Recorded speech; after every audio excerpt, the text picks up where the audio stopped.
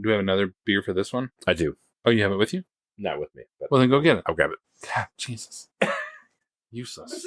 Some of us have to go home.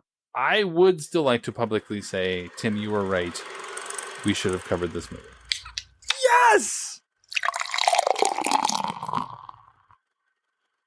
Stand by. Going to air. Stand by, Phil. 5, Stand by music. 4, Stand by announce. 3, 2, 1. And fade up. Fish are friends, not food. Make it Centauri time. Too much iron in your blood. Buddy the Elf, what's your favorite color? Hey, what happened? Let's get pissed and watch boom. Hello, you got a base. Are you saying there's something wrong with my gear? We're going streaking! He found me! He's doing his Superman thing. That still only counts as one. Why is the rum always gone? All right, well, welcome, everyone, to a brand new episode of 20 Years, 4 Beers.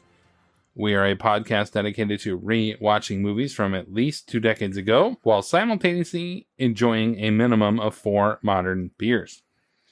My name is Steve, and this is my big brother, Tim. and we are coming to you from Minneapolis, Minnesota.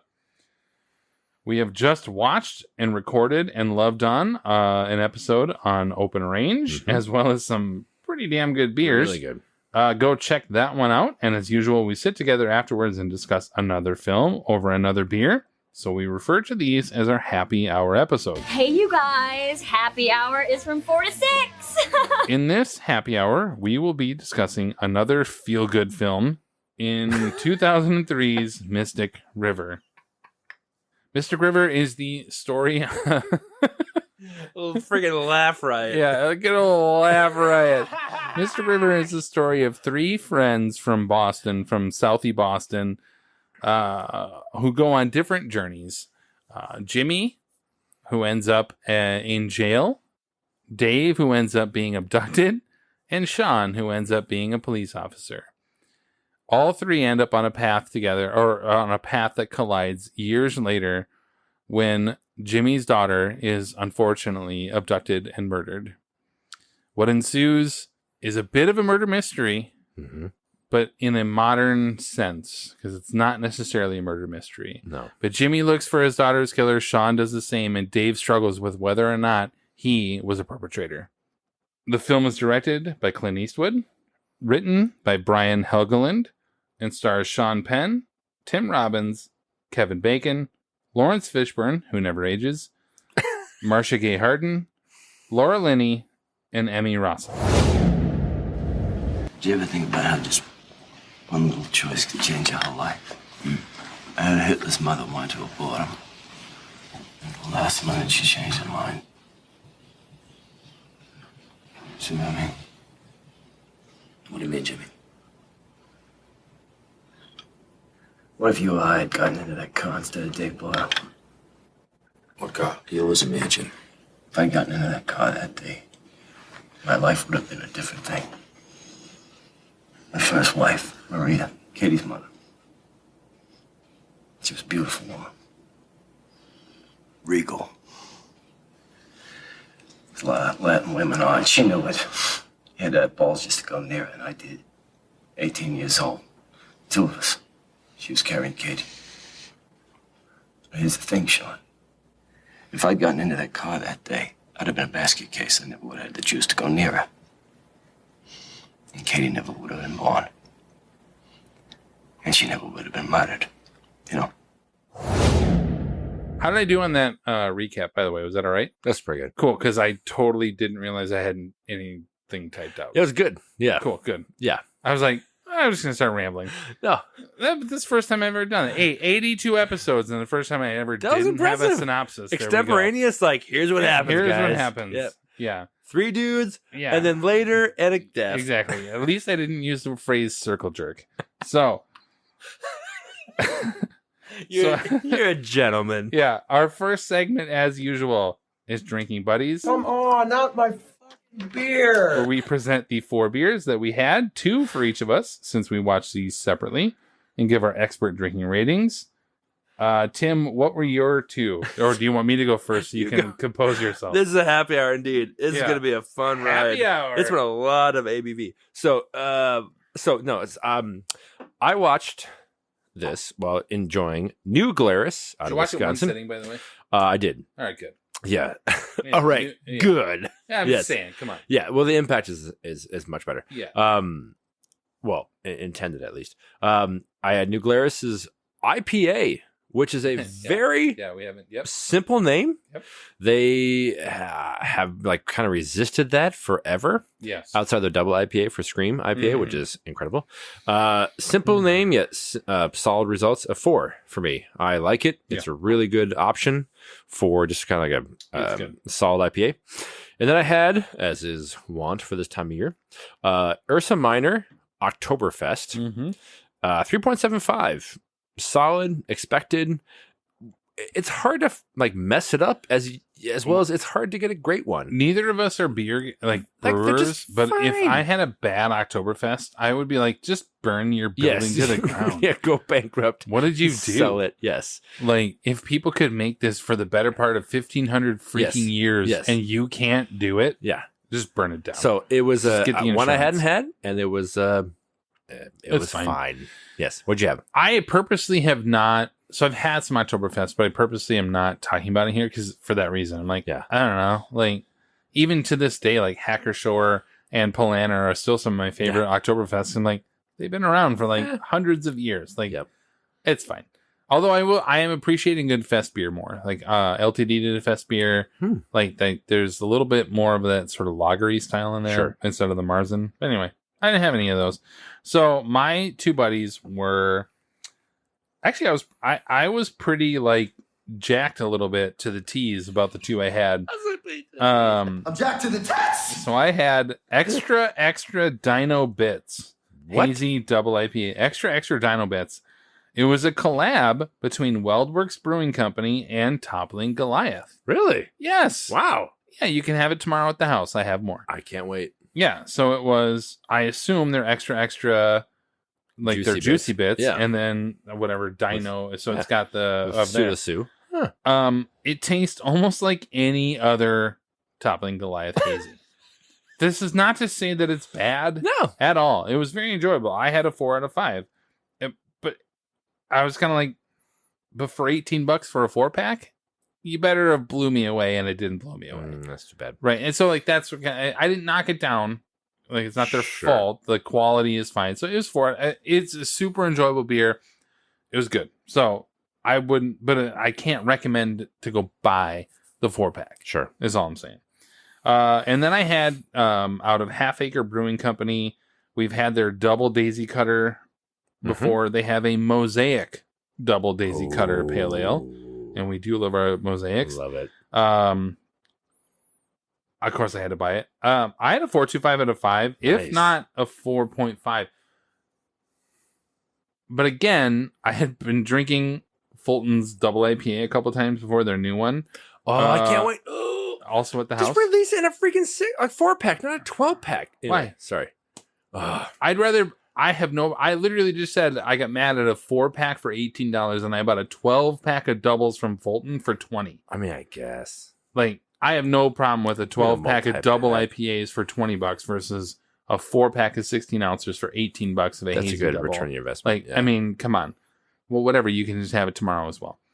Good day tomorrow. So anyway, I really liked it, but I was like 4.25, but then I was realizing how much like double IPA I had previous to that. Yeah. Plus the Ooh. hazy double. I was like, wait, is this good? Because I've had a lot before. I don't know. So, but it's really good. Also, Mosaic, really good.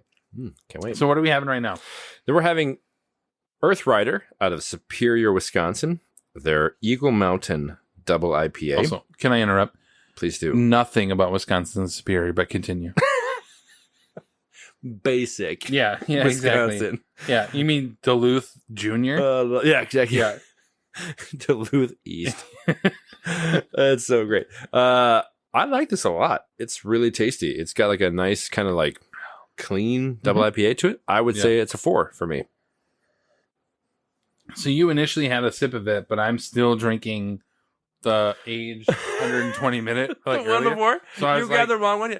This is really So I'm like, tasty. yeah, so I was like, I had to like cleanse my palate first. Like that is not fair to Earth Rider. It's just I not. agreed. So I like it is good. I had 3.75 for it. Like it is solid. It's good. So there we go. That's really good. Our next segment then is the social network, If you guys were the inventors of Facebook, you'd have invented Facebook. where we take a look back at the critical and fan reception from 20 years ago. As usual, Tim is nice enough to research these, so please take it away, Tim. The IMDb.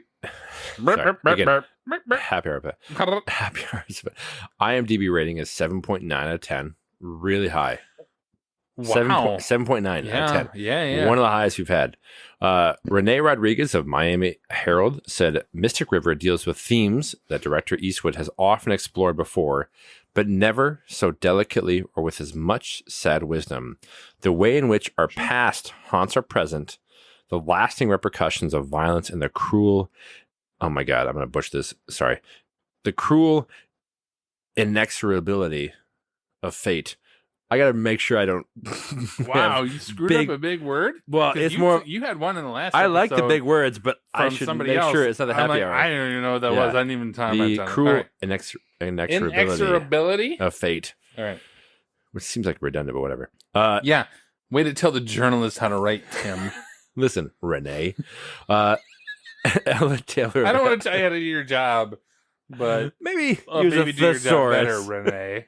Ella Taylor of LA Weekly said, where Lahane's novel sees with emotionally charged subtext, Eastwood's workmanlike direction feels static, fatally tasteful, embalmed in gravitas, while his sporadic efforts at dramatic heightening come off as vulgar cliche.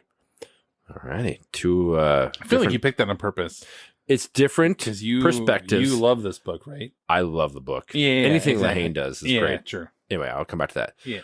Roger Ebert, 4-4. Yeah. Said this is Eastwood's 24th film as a director, and in a time of flashy directors who slice and dice their films in a dizzy, eddying rhythm, it is refreshing to see a director who remembers that films can look and listen and attentively sympathize with their characters.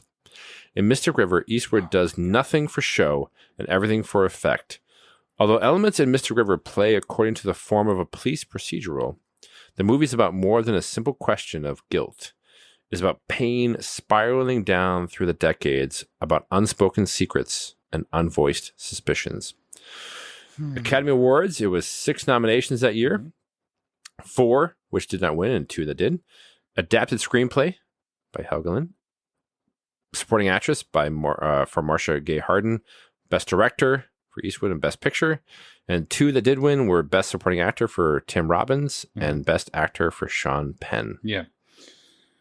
I also I love it when critics forget previous films of Yeah.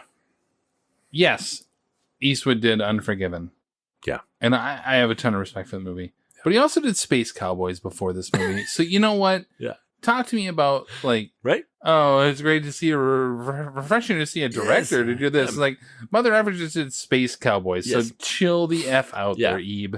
All right. Good ones and not so good. Right. You're exactly. One for me, one for them. All right. Well, with the beers and reviews, with the beers and social network out of the way, that brings us to Spotlight. They knew, and they let it happen. Our reaction segment where we highlight and discuss our top takeaways of any kind from rewatching the film.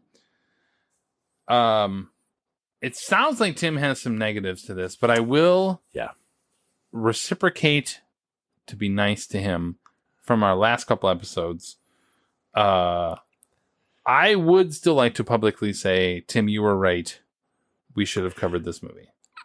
Yes! I was very much like, I don't really need to cover this movie. Like Open Range, I'm like, really? Yeah, and we exactly. did. Thank you. So I would like to apologize because normally he's wrong. But I'll take one. Yeah, and I'll thank take one. Tim for making me rewatch this movie after, because I probably saw this. This came out in 2003. I probably watched it. I own the DVD, so I probably watched it when I bought it in 2004. Sure. And that would have I think, been it. I don't think I would have watched it since then, So, I think initially I thought like, oh, this is Tim wanting to talk about Dennis Lehane, not necessarily the movie. You know what I mean? Like that was like, Sure. oh, he just wants to talk about. I do. Yeah, exactly. but- We're going to. I'm very glad we rewatched it. I think I probably have a better view of it now, maybe of rewatching it. So that's my first sort of takeaway. So you're welcome.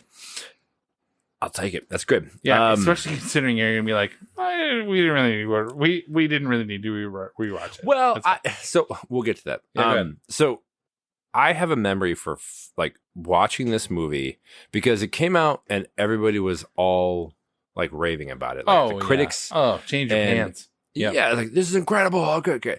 And it's the greatest American film since God knows when. I read reviews about that too. Right? The condescending effing critics. It's so insane. Oh, so American film. But when I saw it, for those who haven't seen it, again, we're going to spoil the shit out of it. Deal with Whatever. At this point, it. It's 20 years. Yeah. So I remember coming home and like viscerally being impacted where I sat down with mom and she was curious about the movie and I like broke down really talking about how much I was impacted by this movie, where the tiny decisions that come to play in this, where it's hard to describe. Again, we're going to spoil it, but whatever.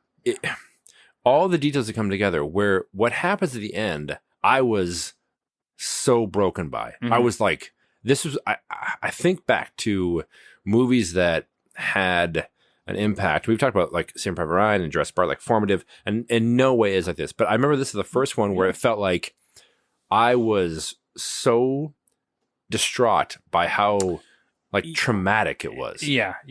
The ending. Yeah, the ending. Yeah. Like it was just a gut punch of a movie. Right. That I was not prepared for. And I remember at like 23 or whatever, like just being so distraught with.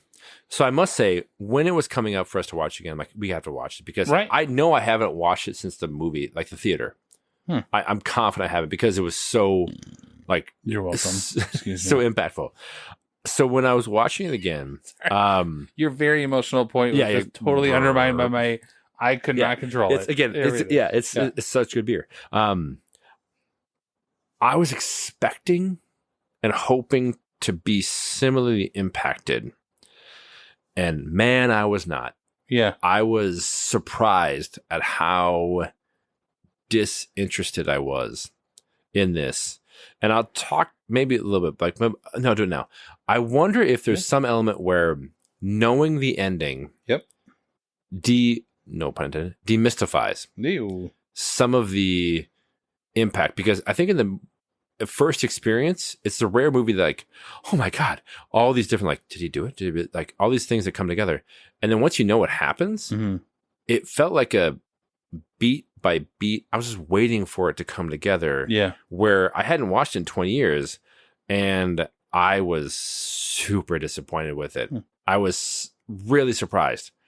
Despite how much I value it, and I will talk about how much I appreciate some of the execution pieces, but the overall impact for me did not hold up 20 years later. I was shocked by. Yeah. Well, I mean, I agree in that. I totally agree because, like, to the point where I thought I had a memory of this movie of being way more like Prisoners. I was thinking the same thing. Of this sort of like drag me through the mud. Yes. Just leave me for dead. Kind of like at the end. Yes. Type of movie. Drained. Right. Exactly. Right. Yes.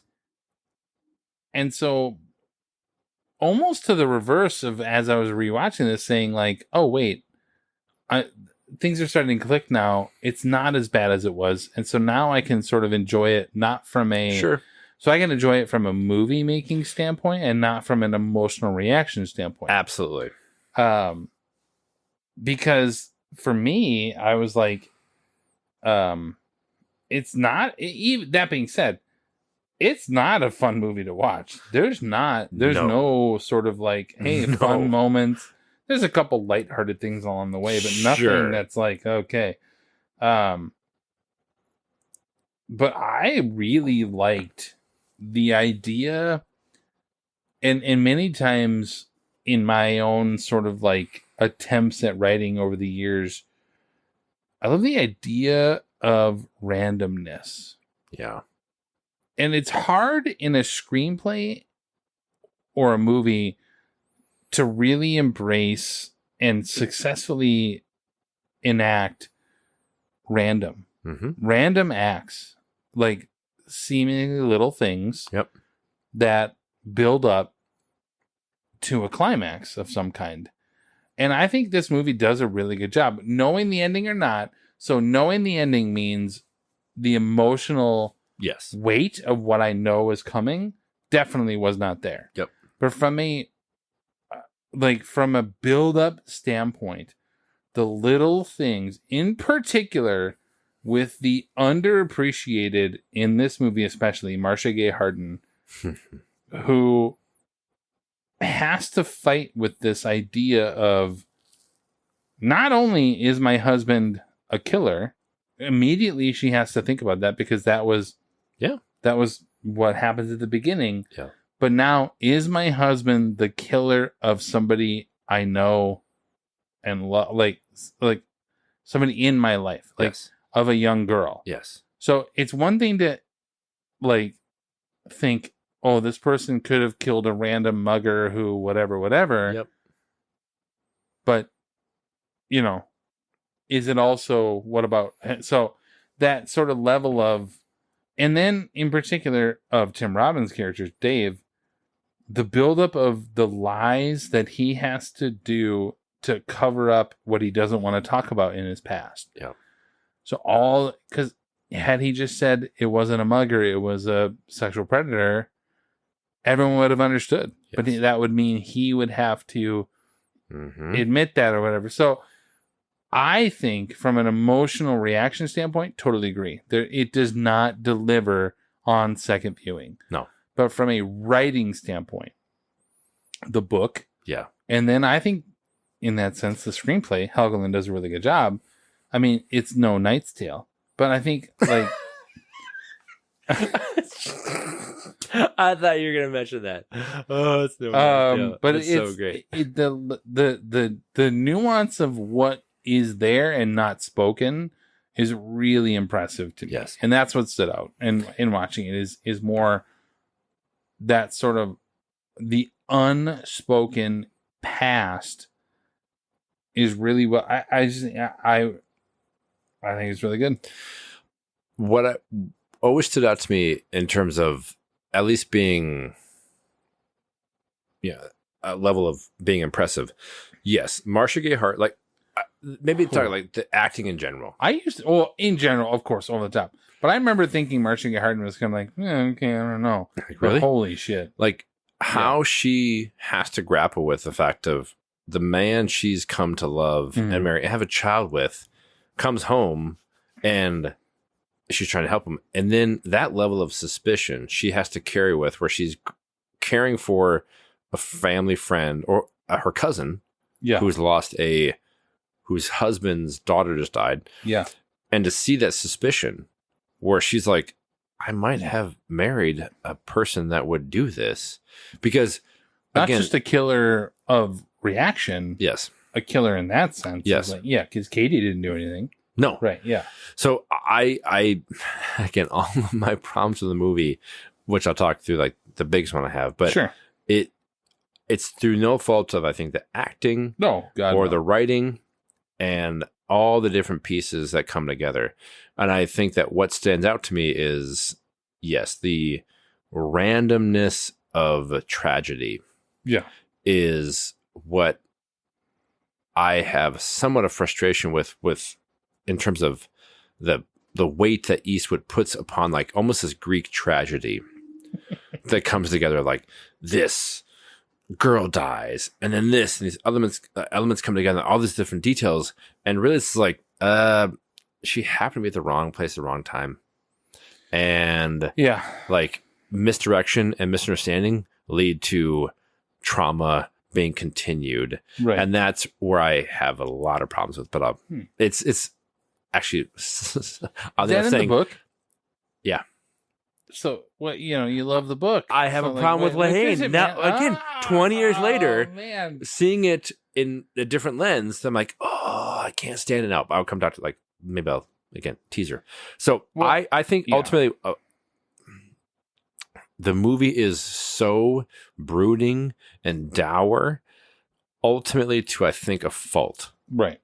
And it's somewhat a detriment to the film where, and I hate to say it because of the writing standpoint, but so for those who don't know, Dennis Lehane is a amazing author. If you haven't read him, please do it. He did Gone Baby Gone, Shutter Island, lots of great books. Live by Night. Live by Night, yes, amazing books. Also, Mr. Quiver, fun fact. Oddly enough, this one. Yeah. He was a social worker in Boston before he became an author. Boston. And almost all of his books are hard to get through because of how the worst of human experiences come together. But what I want to ask to him in this movie is what is the point of the trauma? Everything that's happened in his other movies, there's some level of trauma that comes together that either has a redeeming factor for the protagonist or some level where the heroes or whoever, this to me is the worst example of what is the point of the trauma you're trying to talk about. Where, and I'm just going to spoil it. No, exactly. We've already spoiled, but yes, at this point, turn it off. I mean, nobody's itching to watch Mystic River, but just in case. Yes. So there you go. A 19-year-old girl gets murdered through random happenstance. Yes. And then what comes to be after is the suspicion and misdirection of a man who was molested and traumatized as a boy, who now gets killed for that. And I'm like, that's your freaking story? Yeah. I was so pissed when I got I was so frustrated. We're how can that be your trauma from a story standpoint? Where now he's got a son who has to deal with the father that's gone and the wife who was suspicious and now has to grapple with that weight. And then the father of the daughter who killed him out of vengeance did the wrong thing. Yeah. And he's just be fine. I remember getting I watched it and I was so pissed, dude. I was so frustrated. No, I did not think this would be that type of experience. But now being older and with kids or whatever, what is the point of the trauma? Because we've watched movies that are downers. We've watched plenty of movies that are downers. But there's some point to it, or it feels I don't know, it's hard to describe. It was so oppositely viscerally frustrating where I got done fuck that. I was so mad where I was the most sympathetic character who was destroyed as a boy and never came to terms with it because it didn't have the proper systems or whatever. Of course. And then dies because somebody else dies. I was oh, and I love Dennis Lehane. But I remember being that's the story you want to tell? Where random happenstance and some nice guy dies. Great.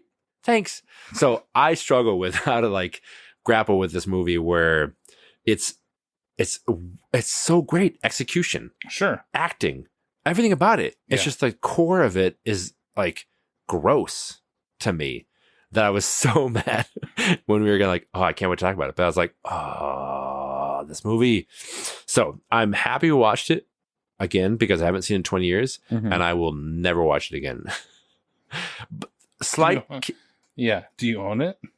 I do. Yeah. Okay. But the slight piece I'm frustrated with is Oppenheimer came out this summer. Right. We saw it the Friday before Into the Boundary Waters. My annual ritual is reading Dennis Lehane movies or books in the Boundary Waters. And I'd planned to read Mystic River before watching it. And so I haven't read it in 20 years. And maybe I'm sure it's better. But I remember being if only I could have watched it anyway or read it. But I was so frustrated with this movie from the core feeling of the most sympathetic people in this. A 19-year-old girl, vibrant, life ahead of her, dies. And then this father and the trauma they had experienced growing up, he dies. Cool. Like, So I don't know would- how to grapple with that. Yeah, honestly. would it have been different if they had, like, maybe they didn't extrapolate out on Dave? I don't know. Like, I felt, I do agree with you. I do agree with you in one sense, but I also am like, maybe Lehane is saying, like, maybe, I don't know, I haven't read the books. But like, it is random. It is this, what happens in, Yes. like, you know, what happens if you have this horrible past and then in the future that leads to some, I actually really like the idea of when early on, Sean Penn says, like, what would happen if I got in that car instead of you, or whatever? Like, maybe Katie isn't dead. Maybe Katie doesn't exist, so I don't have to feel this anymore. Yes. Like, I do like a lot of that. What I didn't like, well, actually, what sort of saved it for me to a certain extent was Dave, as he's sitting there saying, I didn't kill Katie. Yeah. He obviously he is so exhausted to having to deal with whatever trauma that existed in his life that he finally just admits to something he didn't do. I know. In order to, I think Dave knows that Yes. means he's gonna be killed. Like, no matter what I do, I'm going to die. Right. Tonight. So I might as well just end it. And I feel like Lehane does a good job in his stories of that kind of stuff. Of Yes. Like, and so, yeah, it's, again, not to speak for an author and or anything like that. I get where you're coming from. From a filmmaking standpoint, though, the editing of the climax scene is goddamn perfect. That's incredible. It's perfect. It's so good. The back and forth, and you just start to realize, and then you realize who the real killers are.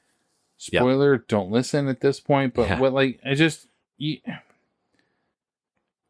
start to see, like, in rewatching, I knew, so I hadn't rewatched it in quite some time, probably 20 years or whatever, 19 years. But the moment Brendan comes in and his brother comes in, and you're like, oh, I remember this now, and it clicks.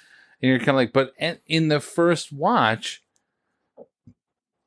it did not, you don't get that. No, because Dave is super suspicious. Yes. You think, like, this dude did something wrong. Yes. But, like, I knew Dave wasn't the killer, but Yes. I did not think it would be, boyfriend's was. brother or Yes, whatever. younger And, brother. right. One thing I actually, but anyway, we'll get back to some of this. The editing, though, the back and forth, and it is damn perfect. And there's no Oscar nomination for editing or whatever in this. Everything clicks, and the music clicks in, and whatever, and you're like, wait. And then about halfway through, Dave's gonna die. Yeah. So not only am I watching the real killers be confronted, I'm also watching another person who's going to be killed. Yeah. Also die. And you're like, oh, that's a tough, like, I think the editing is really outstanding in that scene. And that's what always, like, really shook me upon the first watching. I remember being like, watching this person who did not do it and was traumatized growing up be the the bad guy in this, and to then have it where the next day Jimmy and Sean, the cop, Sean comes and finds him and is like, hey Jimmy, like, where's Dave? We're trying to find him. Sean knows. He just knows. And that scene, despite how much I was so irritated that Dave died, is so great. Where Sean and Jimmy have that connection from, like, decades before of them. And then when... oh, dude, that cut of when that... Yeah. Driving away. And Jimmy's like, if only you would have been faster. Yep. Like, we found the guy. Oh, did you now? If only you would have been faster. And they both know, like, Oh yeah. what happened, And but Sean nothing's gonna come of it. And Sean knew early on. Yes. I got to like Sean knows he's got to get there first. Yes. He's like, I gotta find this guy before Jimmy finds him. And so I have all these amazing. It's like I respect everything about it, and yet when I got done, I was so upset. Anyway, so a few things I thought about, like the acting is what always like stands out for this film. Come on. And we'll talk in a year when we talk about like the reflection of the year. Yeah. I can definitely see why Tim Robbins won the Oscar. I can now. Yes. I do. I have a memory of like really. Yeah. Tim really? Robbins won. Really? He's so internal. Yep. And wounded, and I think it's because he like has that weird way of talking. Yes. His affect is super weird. Yes, it's really weird. Yes. So, but when he's like grappling with like the werewolf and the vampire and all this, like story, yeah, he's so good. And then Sean Penn. Ken Watanabe is outstanding. I mean, it's gonna be. Yeah, we'll see. It wasn't as easy as I thought it was after watching Last Summer. Like, but anyway, but Sean Penn, come on. I mean, he's unreal. Yeah. In this movie, and what fascinates me is like watching an actor that the character is so unassuming at the beginning. He's a store owner. Mm-hmm. He's not like that bigger, like larger than life character. And then when he has to like scream, like Jesus, is that my daughter? And then seeing his like story come out more with his previous record, and then the gangster connections to like his outfit choices, clothing, demeanor, you can see that shift from a rather unassuming, just regular father in Boston to now like what could come of this kind of mafia kingpin type of thing. Like it's fascinating to watch. But the moments that strike me are like when he's talking on the deck about her, and then having to grapple with like his new wife, because his previous wife died, like the dad being like, you have family obligations, and like that, his fury over his daughter. He's like, it's one of those things like, yep, win the Oscar, no doubt. Well, to me at least. Yeah. No, any other points on that? Okay, so couple things. I looking back on it, I now no longer think that Tim Robbins' Oscar is like a career kind of thing. Yeah. But also when I look at the other actors, this is a weird year because Sean Penn, like, it is a guarantee he would have won. Mm-hmm. Like the rest of the actors up that year were like, okay, like it wasn't bad. But Really? Okay. Yeah. Really? Like it was a guarantee. Yeah. But that doesn't diminish it because he is so flipping good in this. It is effortless. Yeah. Effortless. Yes. To the point where I remember watching this. Oh, excuse me. This week I was watching it and I was like, he's so good that everyone around him, Laura Linney, Kevin Bacon, Lawrence Fishburne, Tim Robbins, who won an Oscar for his role, looks like they're fucking robots in comparison to how good he is. Yes. It's not their fault. They're doing their job. They're doing a great job. But when you are next to him, I was like, it is effortless. Yes. And I assume, so like his oldest kid, I think, is like 32 now or whatever. So he had kids at the time. But even if he didn't, I have no problem believing he could have tapped into that. Like that raw emotion at the beginning to the being dead inside at the end. Mm-hmm. Yeah, he's so good in this. And the final scene with him and Robbins on the river. Oh, yeah. Like, just say you did it. Just say you did it. Like, just say you did it. Yep. Incredible. Yeah. Yep. So, I have a thought. So I wonder when movies like this come out or other stories are written, how much the city of Boston, like either tourism board or just any kind of leader, just is so worried about these Leave because us alone. every movie that comes out of Boston like this is like super depressing and just an absolute horrible reflection of the area. Yeah. I think about like, I don't know that a movie that I can think of is a positive reflection of Boston. It's just crime ridden and white trash and just disgusting. And so I want to feel like, hey, we're a great town, oldest town in the US or whatever. Like, nah, I'm good. Hard pass on Boston. Because this is a prime example of like, it's a pretty Southie shitty Boston place. trash. The Southie Boston, everything like that. I think of the Affleck movies. Anyway, so I just, I don't get it. The last thing I'll say like is the score choice. Sure. Like, I was wondering. You mentioned it earlier. Yeah. I didn't find much of interest, and then all of a sudden it was like Christoph being like, yes. Like there's no score, and then all of a sudden when Katie dies and Sean Penn's character comes in and like this, we're gonna force this dramatic music, and then it goes away. And it's not seen again or heard in like tiny little elements until other elements. I was really irritated by East, and I think a lot of movies Eastwood does his own score. Yep. And so I was finding myself frustrated with like either don't have it or don't use it for like hardcore manipulation. Right. Where I'm already invested as far as a viewer, like a 19-year-old girl got tragically murdered. I don't even have to have like the heartstrings pulled for this. Right. If you're going to do it, cool. But then like, it just was really jarring from like, I didn't know what he was trying to do. It was either too subdued or way overbearing for me in terms of like manipulation, which I don't like. Yeah. So interesting. Yeah. So last thing I'll say, sorry, really quick. Go right ahead.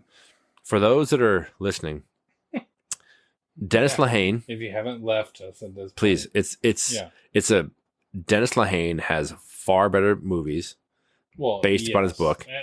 Like Shutter Island. I would say Shutter Island's like, I would watch that Shutter again. Island, again, that's the problem from an ending standpoint when you know it. I still think it's rewatched it. Oh, I've watched it like probably 2 years ago. Okay. All right. Yeah. But Gone Baby Gone is the best. Gone Baby Gone is easily the best. Hands down the best. Like kudos to Affleck and the adaptation is incredible. Yep. And that is a downer of a movie, but yet I find still is integrity and the worthwhile of these like the choices they make.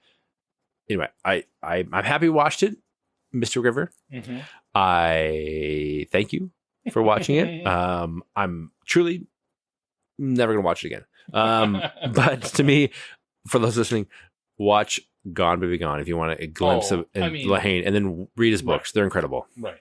So with our reactions out of the way, that leads us to our next segment that we call The Verdict. I'm going up there. I'm going to try it. I'm going to let the jury decide. This is pretty much exactly how it sounds. Each of us takes a minute to put a cap on our reviews, give a rating, and whether or not the film holds up 2 decades later. Go ahead.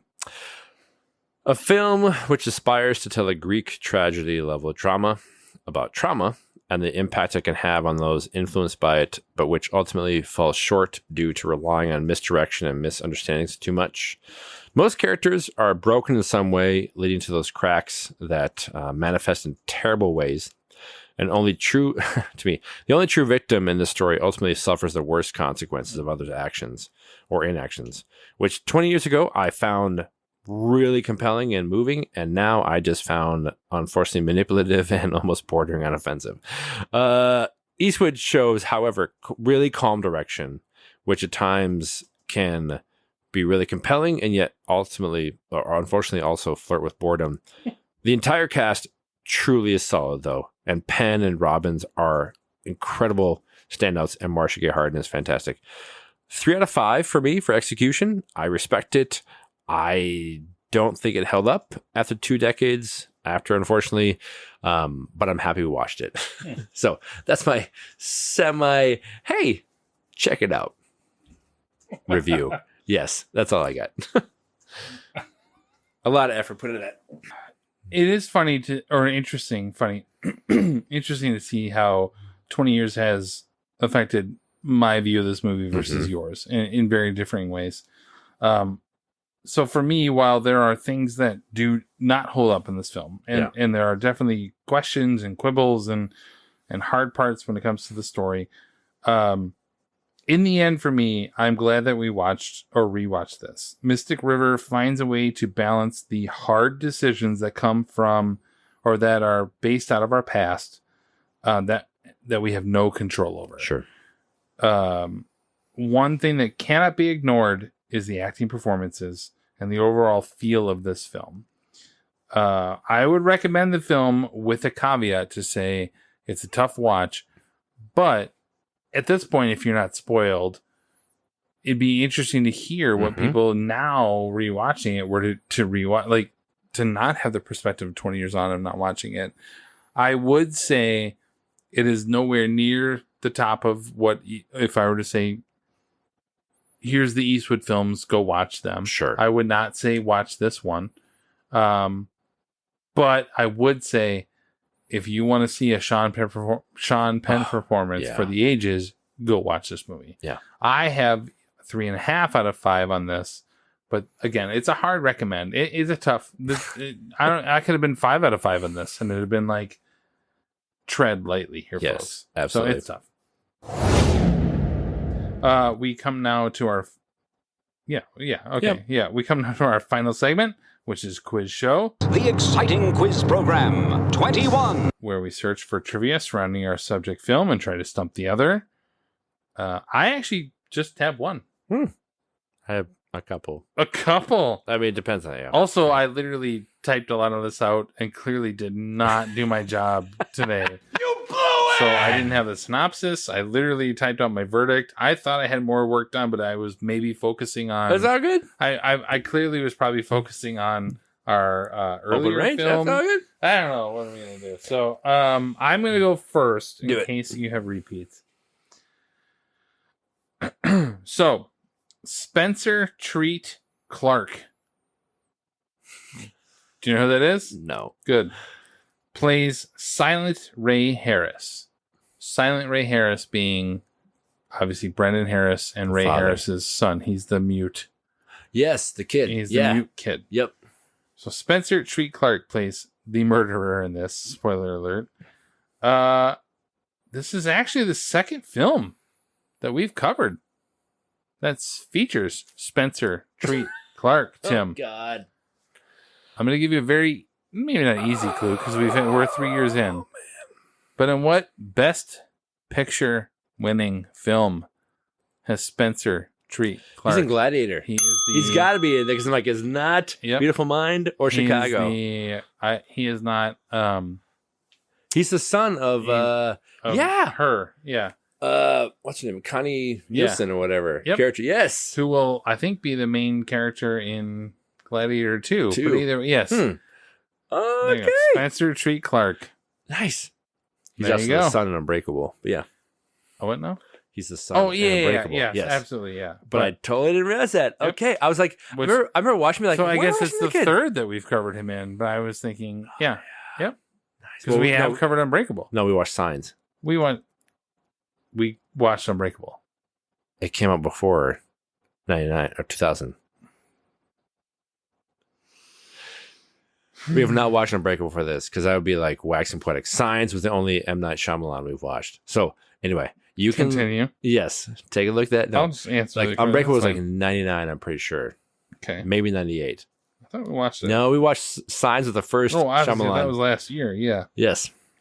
All right. Hold on. Yep. Pause. Hold on. I don't have to pause. You can ask your question. I can All right. multitask. It's fine.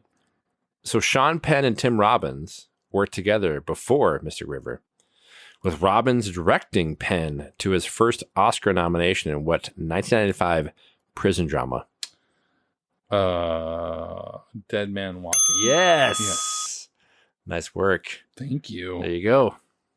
Thank you. Still I was searching. like, I am Sam. And Yeah. No. He was I Am Sam. Not quite. Yeah. Well, he wasn't I am Sam. He was, yeah, exactly. But Unbreakable was 2000. yes. See? Yes. Yeah. All right. Fine. Ugh. You get nothing. You lose.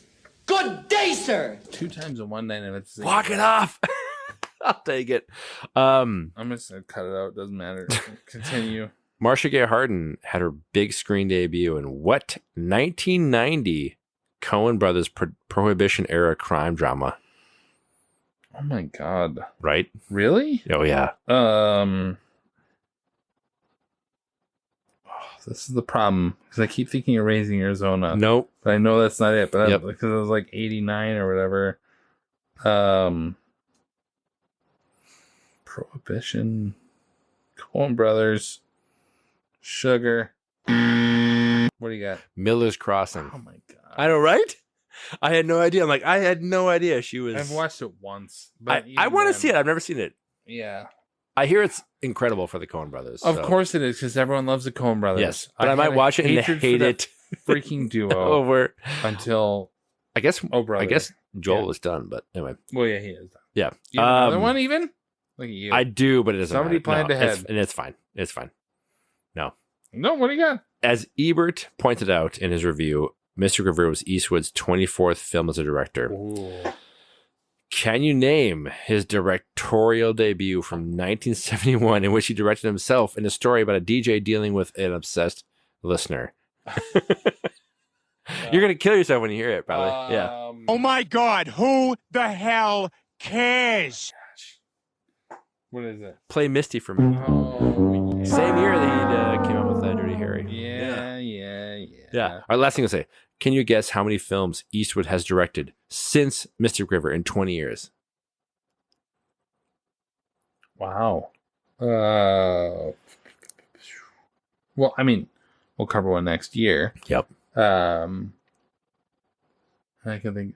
Off the top of my head, I can think of obviously. We've got $1 Million Baby. Yep. And then you've got Gran Torino. Yep. Which actually is a pretty good movie. Pretty good. Changeling, Trouble with the Curve. No, Trouble with the Curve is not him. Yeah, I'm it gonna say is. 6. Yeah, it is. American Sniper, yeah. 15. Yeah, right? Yeah, I knew American Sniper. Dude Yeah. is freaking prolific. Oh, I'm an idiot because then I'm sitting here thinking Flags of Our Fathers and Flags yes, of Iwo Jima. Yes. Like, yeah, Yeah, 2005, I absolutely yeah. could have easily thought this through a little bit more. Yeah. 15 yeah. movies in 20 years he's directed. And he's like 90 years old or whatever. He Can you run imagine? No, he should run for Congress. Yeah. Yeah. There's a seat open in California. Right in.